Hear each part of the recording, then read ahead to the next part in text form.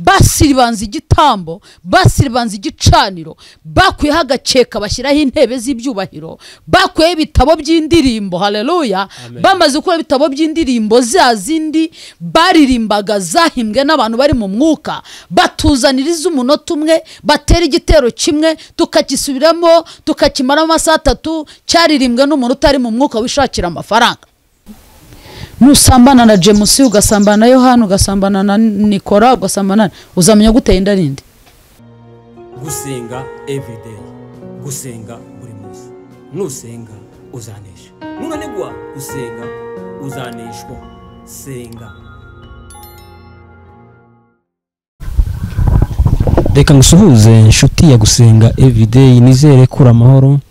Twakiriye abantu bari mu Rwanda, abari mu Burundi, abari mu biyaga bigari mwumva ikirundi n'ikinyarwanda, tubakira kuri channel ya gusenga everyday. Twakira abantu muri Amerika mudukurikira tubabwira ngo Imana ibaho umugisha, abari muri Aziya mudukurikira tubabwira ngo Imana ibaho umugisha, abari muri Europe tubabwira ngo Imana ibaho umugisha, abari muri Australia tubabwira ngo Imana ibaho umugisha. Guhitamo gusenga everyday ni gusenga buri munsi. Nusenga uzanesha, nunanirwa no gusenga uzaneshwa. Senga. Kuko mura kuri kamera gusenga everyday, turi kumwe na Pastor Fanny. Turagusuhuje. Murakoze cyane, turabashuje natwe. Imana iguha umugisha kwemera gutumira bwa gusenga everyday. Pastor Fanny barakuzi cyane, ukunda gutambutsa ubuhanuzi, benshi barakuzi cyane n'ibindi biganiro bigenda bitandukanye. Twashaka guha kaze kuri gusenga everyday. Watangira usenga Imana. Ya, murakoze cyane, ndabashuje mu izina rya Yesu Kristo. Ntago nyiri umushyitsi ndi umusangwa. Buriya iyo umuntu yagendereye mu rugo bwa mbere, ubwa kabiri bakongera akamuha intebe akicara, buriya abashobora no kusasa akaryama. Niba mubinyemereye, murakoze rero, Imana ibaho umugisha kuko mwahisemo gusenga. Reka twubahe Imana yacu dusenge. Mana y'icyubahiro, se umwami wacu Yesu Kristo, tugushimiye kubana natwe, tugushimiye ko waduteguriye umunsi ujya tuwishimiremo. Turagushimiye bw'akanya nkaka, mwami wanjye, udutegeye amatwi kugira ngo wumve ibyo tugusaba, kandi ukadushoboza kugira ngo tubashe kumva no guhinduka. Senge buri muntu wese udukurikiye kugira ngo abone ukuboko kwawe kwiza, kubasha kunaniza imbaraga z'abadayimoni n'abarozi, kubasha kunaniza ibiteye ubwoba byose, ahubwo kubasha gufungura amaso yo mu mwuka no kumenya no guhindukira kugira ngo bahinduke babe abana bawe kuri b'ubwami. Urakoze, ndagushimye. Reka wagure iyi cano uyigeze kure kugira ngo ubutumwa bwiza buvugirwaho bugere hakurya, bugere hirya no hino, kandi n'abayikoraho mame bahabwa umugisha w'ibifatika. Baremera umugisha rero kuko ari utanga umugisha, ko byose bituruka muri wowe. Tubisaye twizeye mu izina rya Yesu, amen. Imana y'amahoro ibaho umugisha. Ndabakunze kandi ndanabakunda cyane, muri inshuti zanjye z'agaciro. Cyane cyane nibutsa babandi bankunda, babandi bahora bandeba umunsi ku wundi kandi babimbwira. Iyo uri inshuti y'umuntu uhita uba n'inshuti ya mugenzi we. Bivuga rero niba iyi cano twabaye inshuti, ubwo muribwiriza muze mukande hahandi, noneho mujye muhora mwakira ubutumwa bwiza. Ku ijambo ry'Imana ngo abataturwanya nabo baba ari abacu. Rero turabaca intego n'imwe, naho garukuze wumva ubutumwa tugiye kuhatambutsa. Imana ibaho umugisha kandi ikomeze kwagura. Icyo ndi bugushishikariza ni ukugushishikariza kugira ngo urusheho kwegera Imana, uko turiho tugenda turushaho kwegera ibihe bidasanzwe. Hari igihe umuntu yicara akavuga ngo se imperuka y'umuntu izaba ryari? Izaba mu gihe utazi. Ntabwo rero wategeza ngo utegereje igihe ngo Yesu azaza agahagarara ku bicu, kuko munsi Yesu yaje azahagarara ku bicu, amaso yacu yose azamureba, ntawe uzamuhishwa. Ariko buri muntu wese agira iherezo rye. Uyu munsi ushobora kuba uriho, ejo ukaba udahari, bitewe n'uburyo Satani yagupangiye, cyangwa se Imana ishaka kukwimura, hari ibyo ishaka kuguhungisha. Umunsi umwigeze kwimura Eliya, iramucyura, yaramaze kwirukana abahanuzi ba Bayali bose abisha barangije, ariko ijwi rimwe gutya gatoya ry'umugore Yezebeli mutera ubwoba. Hari igihe ushobora guhangana ukarwana ukanesha, ariko ukagwa kuri gatoya. Niyo mpamvu rero buri munsi tugomba guhora twikomeza ku Mana, kuko Imana niyo iduha imbaraga, niyo iduha kunesha. Umuntu ashobora kurwana intambara nyinshi akanesha, ariko akagwa ku kantu gato kakamukoraho. Rero niyo mpamvu ngo buri muntu wese ahore yisuzuma, turi abagenzi kandi dore twezwa. Nkunda abarokore, hari abantu nkunda bo hakurya ahangaha mu gihugu cyacu cy'abaturanyi cya Uganda. Iyo umubajije amubwira uti urakijwe, bavuga ngo niyo atanye bavuga ngo nitwa kanaka, ngo nararokotse, ndi umurokore, nararokotse. Ijambo bavuga ngo nararokotse ni uguhamiriza.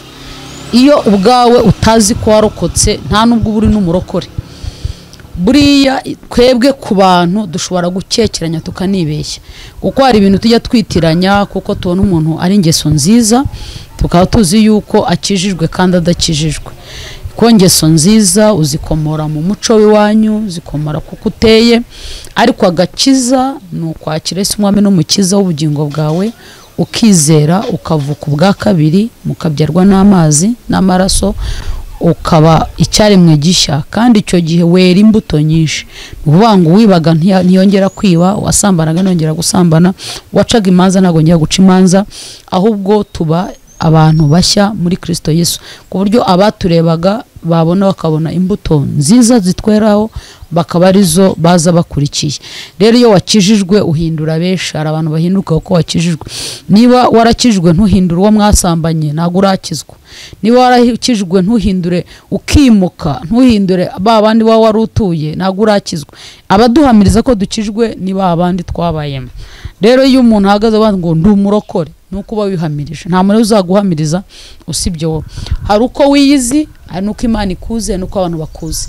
Ariko kuri nyako nuko wiyizi, nuko Imana ikuze. Uko abantu bakuzi ni kubi, uko hari n'umuntu ashobora kuba ufite ukuntu akuze atariko. Rero bana b'Imana, ndabwira abagenzi abari mu rugendo rukizwa, ndetse n'abandi nabo bari mu rugendo rwo kugira ngo bahitemo uyu mugabane. Hari urwego rwo kuba umwana w'Imana n'urwego rwo kuba uw'Imana. Hari umuntu umwerutse kumbwira, arambwira ngo kuki, ubwo ari ikiganiro nakoze n'umunyamakuru umwe, arambaza ngo mukozi w'Imana. Rero hari abantu bagira analize zabo, reka tujye tubivuga kugira ngo turusheho kugira ngo duhugurane. Aravuga ngo kuki wemera ko bakwita umukozi w'Imana, ngo wowe ngo se ngo uri umukozi w'Imana, ngo ukoropera Imana. Ndavuga n'Imana iba ifite inzu nayikoropera n'ubundi, nayikoropera ko n'Imana ntabwo igira inzu.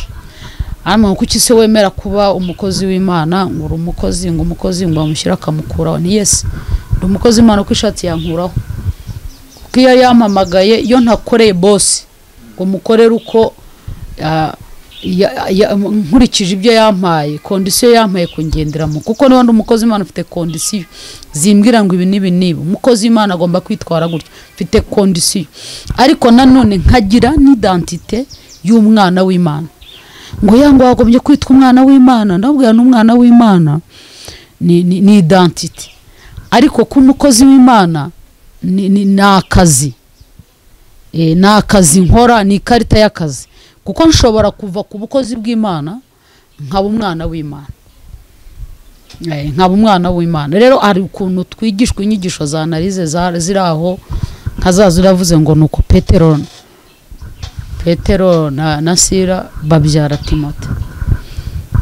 Umwigisha nawe yarabyigishije, barafashwa, ariko ntago Sira ni Sirasi babyaye Timote mu buryo bw'umwuka, n'umwana wo mu buryo bw'umwuka, ntago ari babyaye ngo nuko. Sira rero niwe Sirasi. Rero nagira ngo nkubwire wowe ndashaka kugira ngo tugendane ku gakiza kawe. Agakiza kawe ni impano yawe, ni umugabane wawe wahawe, kandi uwo mugabane ugomba kuwucunga neza kugira ngo utazawakwa. Uwo mugabane uko twakijijwe tugakizwa kubw'ubuntu, ntabwo rero ugomba gutakaza ubwo buntu wakijwe wahawe kugira ngo ubutere umugeri, kuko hari igihe dukururwa n'iby'isi kandi iby'isi bishira. Karagaciyemo. Reka mbere ko dutambutsa ubutumwa, mfite message, ni message y'ubutumwa Imana ibarampaye. Iyo nsenze Imana impa amagambo, kuko impamagara nk'umuhanuzi uhanura amahanga cyangwa uhanura abantu bose. Hari impamvu Imana impa ubuhanuzi ibigira ngo wowe ubwawe utabonye umwanya wo kujya gusenga kugira ngo ububone. Ariko Bibiliya tubwira ngo ubuhanuzi bwose tubugerageje ibyanditswe byera. Rero ubuhanuzi bwanjye bushingiye mu ijambo ry'Imana. Reka ture muri Nehemiya ibice byaho 2 ku murongo wa 17 no kugeza kwa 20. Aravuga ngo Nehemiya akomeza abantu ngo bubake.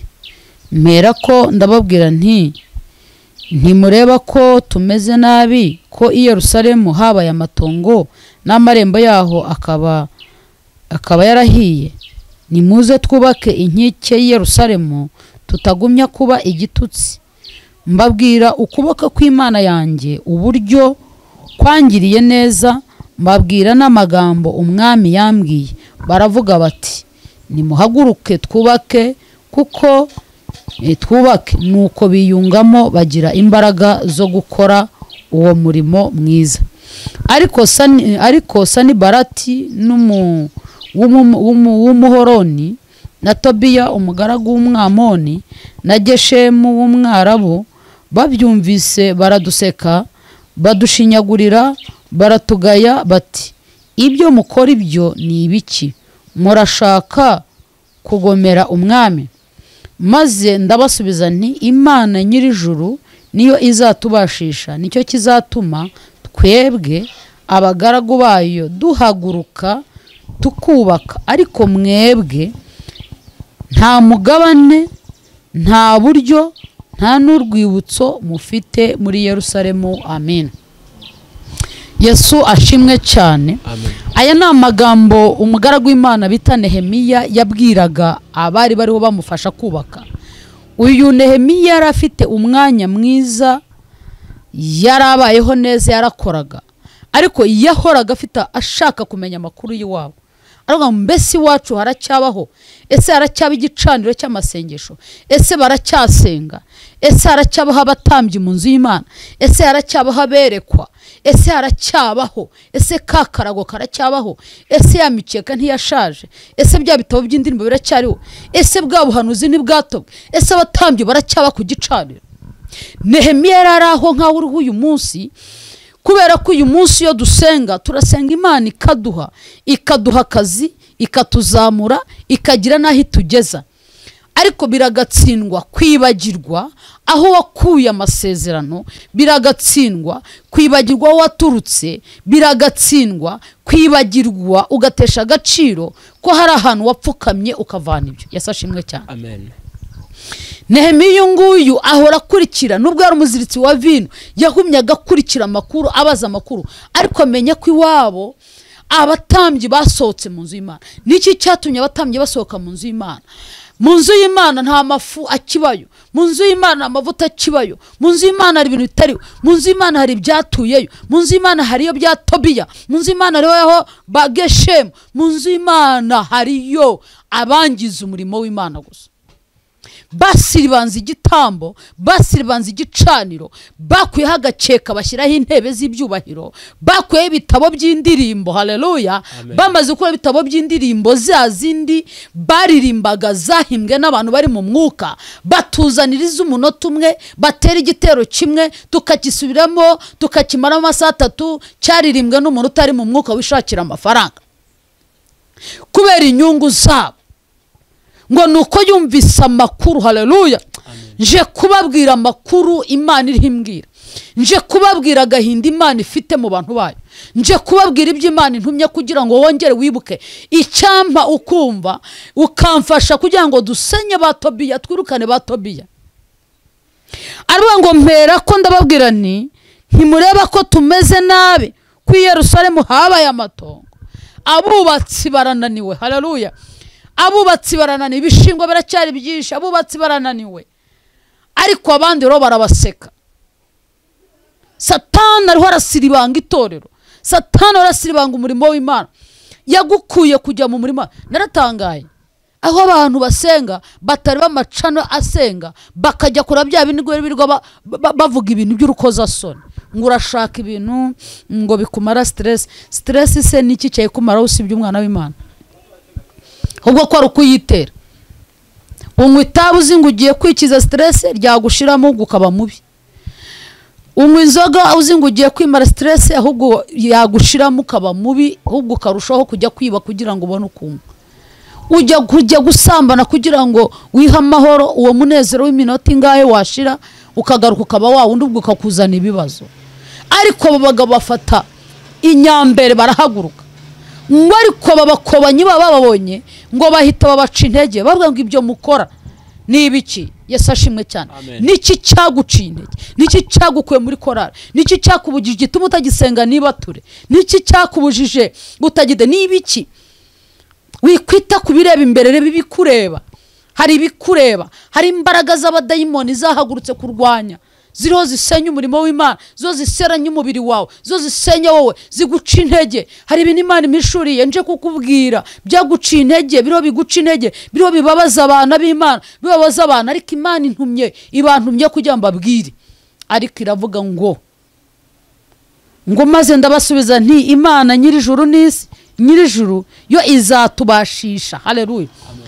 Babe babiri cyangwa batatu tuzafata inkike, tuzazubaka, tuzavuga imirimo y'Imana ikomeye, tuzavuga gukora kw'Imana. Urajya mu rusengero ukagaruka ukajya mu bapfumu, ukagaruka ukajya kuraguza abandi mu rusengero, wakoje urakijwe ntago ubizi kubera ko uyu munsi waje gusenga uri kwa Mwamini, uri kwa runaka, hari byashyushye ba YouTube iraza umuntu uza umupfumu runaka uti wateyemo nawe ndebe, ugahamagara umuntu nsengera kuko nabonye usenga, nabonye ufite amavuta, mwasenga n'umunota umwe akaba yagiye kwa wa wundi nawe yamukorejeho namukora ibintu. Umuntu umwe abajunda ati se kunywa mitsingi ukanywa warajya ukanywa konyagi ukanywa turbo uzamica gusindishije ari iki? Nusambana na James ugasambana na Yohana ugasambana na Nikora ugasambana uzamenya guteye indarinde. Ariko jambo ry'Imana ngo nzahagara ku munara wanjye ntegereza. Tegereza mu birindiro. Rindira umwami wawe, rindira Imana. Imana izakwibuka. Yesu ashimwe cyane. Amen. Mfite ubutumwa rero nshaka kubaha. Imana imanukiye guhangana n'imbaraga z'abapfumu zikorera muri territoire. Hari imbaraga z'abapfumu ziri mu nzu y'Imana, hari imbaraga z'abapfumu ziri ku bakozi b'Imana zabahanze mutabizi, hari imbaraga z'abapfumu zabahanze ku bana b'Imana binjiye mu rusengero baza bazi ngo baje gusenga kumbi baje kuraguza. Icyuka cyakarande kirabashorera kirabajyana. Iki cyuka kiriho gikontoreye territoire. Ndavuga u Rwanda, ndavuga u Burundi, ndavuga aka gace. Aho uherereye wumva ururimi mvuga, menya ko uwo mwuka ukurimo. Niba uwugendana uwuce. Imyuka yaraseseye, Imana irarambiwe. Irarambiwe inzu y'Imana iri hitukwa kubera uwo mwuka wamanutse. Umanukira uhagara imbere uvuga aravugira muri uwo mwuka, ntagazi ko uwo mwuka wawutewe, nuza kuza nawe nuza ntashaka ijambo ry'Imana ahubwo yaje nkuje kwivuza. Ngwino uje kwakira. Iyo twakiriye agakiza tugakizwa, dukizwa indwara zose. Indwara ziragenda. Nabonye Imana inkiza indwara zikomeye. Nabonye Imana inzurira umwana kubera ko nakijijwe. Ndavuga ngo narakijijwe, warakijijwe. Iyo dukijijwe hari indwara za karande zituvaho. Nta kindi uro wivuza ni indwara za karande, ni indwara zo mu bakurambere, ibintu byose wateretswe utazi. Rero nagiye kubona Imana inyereka, mbona inkono, mbona abantu bateretse. Aba bantu ngiye kuvuga Imana yanyeretse ibimenyetso mugiye mufite. Nagiye kubona mbona ameze nk'inkono iteretse ku mashiga 3. Muteretswe ku mashiga. Aho niho mwateretswe, aho niho mucanirwa, aho niho mwokerezwa. Icyo gitereko n'Imana ije gusenya. Imana ije gusenya icyo gitereko, ije gusenya icyo gitereko. Imana hamwe ngo muhumure, hari ingabo Imana ihagurukije zo kukurwanirira ngo zisenye ibyo bicaniro by'abarozi biteretse mu buzima bwawe. Abantu ngiye kuvuga, hari ingabo Imana imanuye ije gusenya ibyo bitereko bateretse muri wowe, kuko baguteretse mwimbere wicaye aho ngaho bihora bigucanira. Abo bantu nabo hari abantu baguhaye igihe ntarengwa cy'igihe uzapfira, kuko uhora mu bihe bibabaje cyane. Ababikoze bose baguhaye igihe ntarengwa, ariko Imana irakwibutse. Baguhaye igihe ntarengwa kuko buri gihe icyo gihe kigeze wumva ibintu bidasanzwe muri wowe. Abantu Imana intumyeho rero ni wowe Imana intumyeho. Uwa mbere, umaze igihe urota inzozi ziguteye ubwoba, abapfuye, urya inyama, wambara ubusa, ubona utsikira. Wowe ubona ibi bimenyetso kuri wowe. Urota inzozi ziguteye ubwoba, abapfuye, urya inyama, wambaye ubusa, ubona utsikira, usambana nabo. Abo bantu wowe urota izo nzozi, uri muri babandi bateretse kuri icyo gicani, kuri iyo mashyiga. Imana ije gusenya iki gicaniro. Ukimara kumva ibyo bimenyetso, ushaka umukozi w'Imana agusengere. Cye mu itorero, shaka n'undi wese wumva shanga akubita iki kintu kugira ngo kurwanire. Imana ije kurwanira. Uwa kabiri, wumva ufite ubwoba, ukumva wahora wiruka, ndetse ukiyumvamo urupfu. Kumva mbese urupfu ruri hafi. Aba ni babandi bavuga ngo nta myaka 100. Wihaye igihe, wumva ntacyo uzageraho, urareba ukabona ari ibintu abandi bagezeho, ukumva ubuzima bwawe buhora budandabirana, ukumva nta nubwo wahaguruka ngo ufate umwanzuro.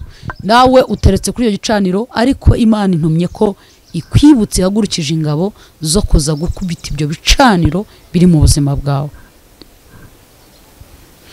Aba gatatu, abantu bahora bumva umubiri wabo ushya, cyangwa ukumva umanuka mu rwobo, kumva n'igitanda uryamyeho kiramanuka, ukumva mbese muri wowe nta mahoro ufite, kandi ukumva utazi impamvu ibigutera, ukumva unaniwe muri wowe, ntumenye ikintu kikunaniza, ukananirwa utakoza akazi kenshi. Ibyo byose nawe ni ikimenyetso kikwereka ko hari ibicano biri mu buzima bwawe umwanzi yamanuye, yagukuye mu murimo, agukura mu nshingano, agukura mu itora, gushyira hirya kugira ngo aguhondagurireyo, akumenagurireyo,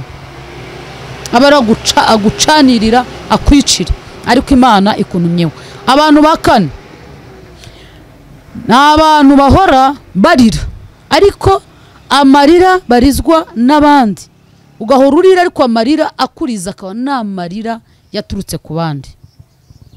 Karengane, wararenganyijwe, warahohotewe, wariganyijwe ibyawe, babahimba ibinyoma, biciwe abantu, mwaranyazwe, sanga umuntu yarapfuye ufite agahinda, ibintu byose barakurenganyije. Hari Imana ije kukurenganura. Ibi birareba umuntu maze iminsi usenga, urambiwe, uri guca mu bintu utazi, Imana iguhishuriye. Abandi bantu rero Imana impishuriye nabo kandi ntumyeho bo ni nahatari. Reka dusome ibyahishuwe. Ni urwego rwihariye, byahishuriwe Yohana ibice byaho 2 murongo waho wa 5.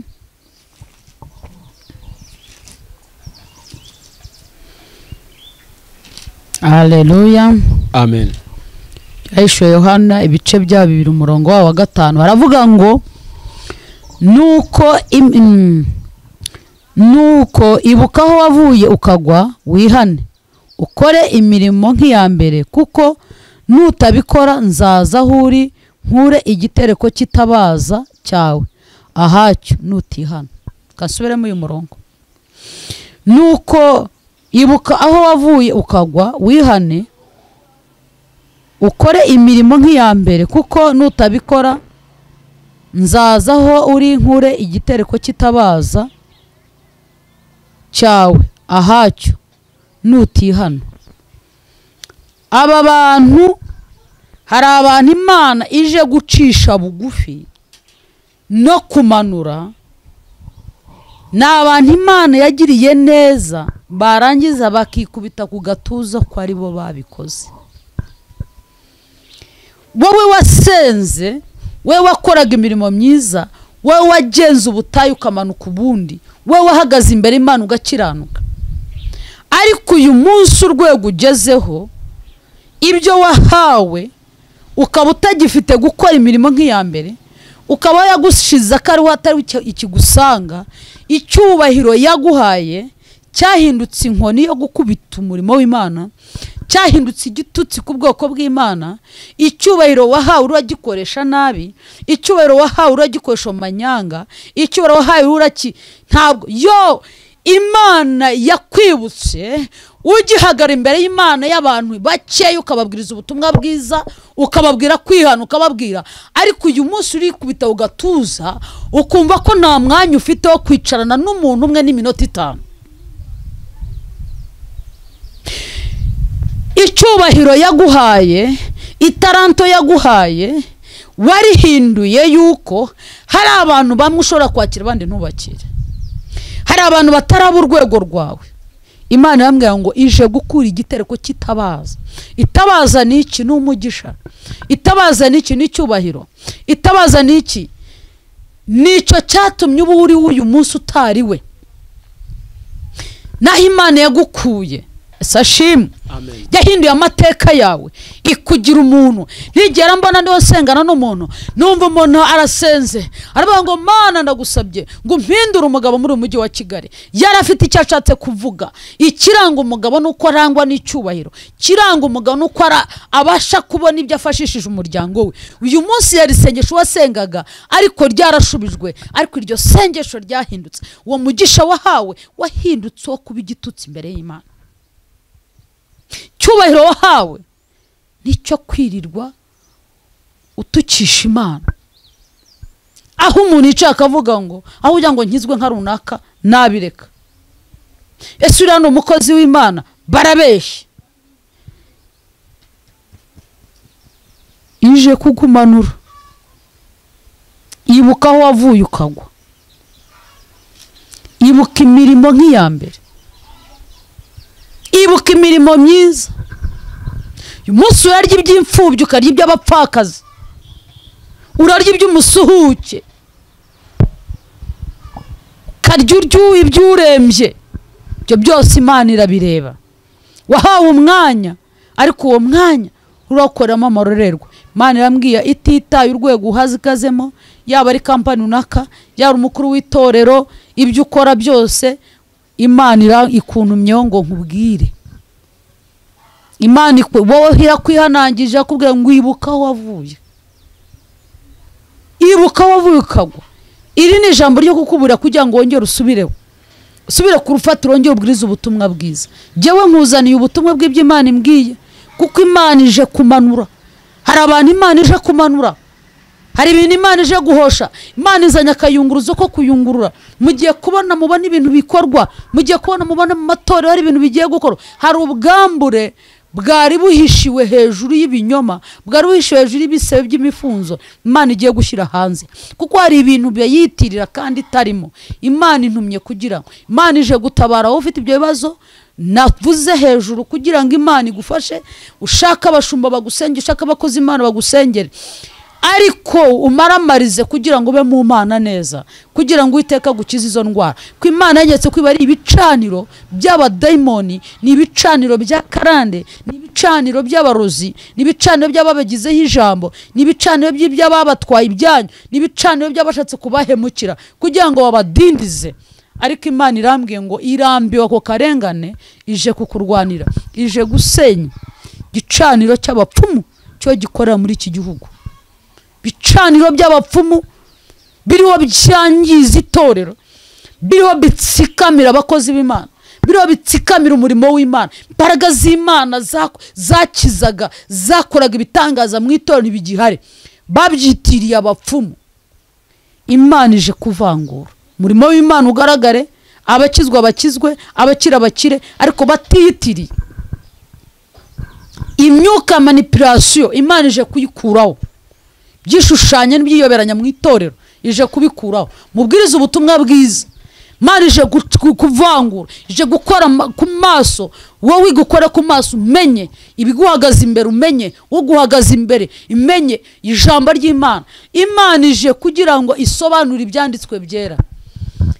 Hari abantu Imana ije gusobanura nshuti, babwiriza birabayicuritse, barenga karongo ku kandi.